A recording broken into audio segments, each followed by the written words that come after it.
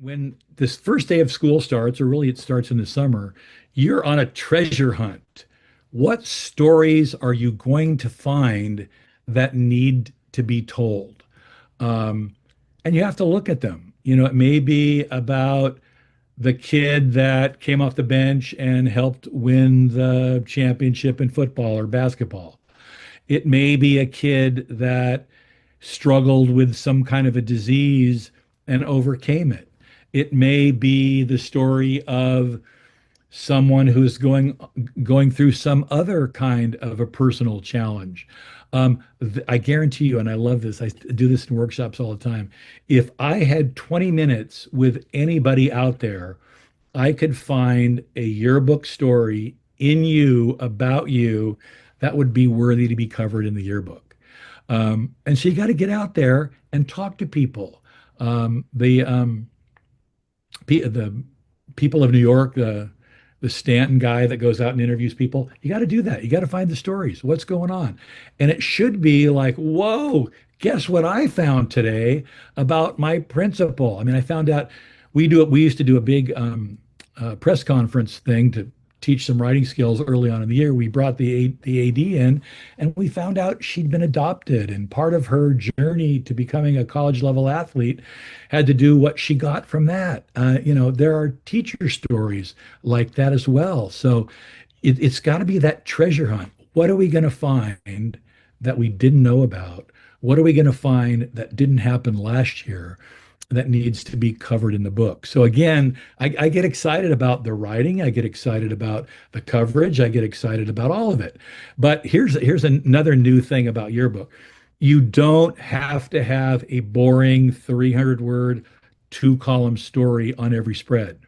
Now, sometimes you might have a 600 word story that needs to be told, but other times it might just be a series of 4 quotes. Another time, like I always remember the time when we didn't have a JV soccer team. Who knows what's happening with soccer team. We brought them all in. We did a roundtable. We asked them, what was the most important moment of your season? And a few of them talked about that. Another one we asked, what did you learn from being on JV soccer this year? Another one talked about that. So there are creative storytelling methods now that you can bring in so that every spread is different. And that's another big thing, kind of overlapping with design. I'm a big one on visual variety. Every page, it's like, okay, what am I going to see next? Look, this is all quotes. And look, this one's about trends, and it has large cutout pictures. Here's another 600 word story. I always tell the story about profiles. There was a time when my kids wouldn't do profiles. So we were kind of easing into it, and we did 3 on one spread. One was a guy that played piano. Okay, fine. Another one was a guy that made the soccer team that went to UC Berkeley. But the one that really sold me on profiles was about the young woman who had burn scars all over her face. Everybody saw her. Everybody wanted to know. And we covered her. And she told this amazing story of resilience about how she had been a child and been left in a camper, and there was kerosene and a fire.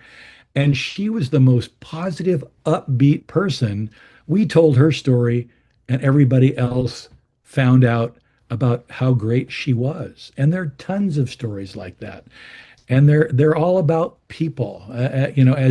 As Bruce Watterson used to say when I first started, you scratch below the surface and find people.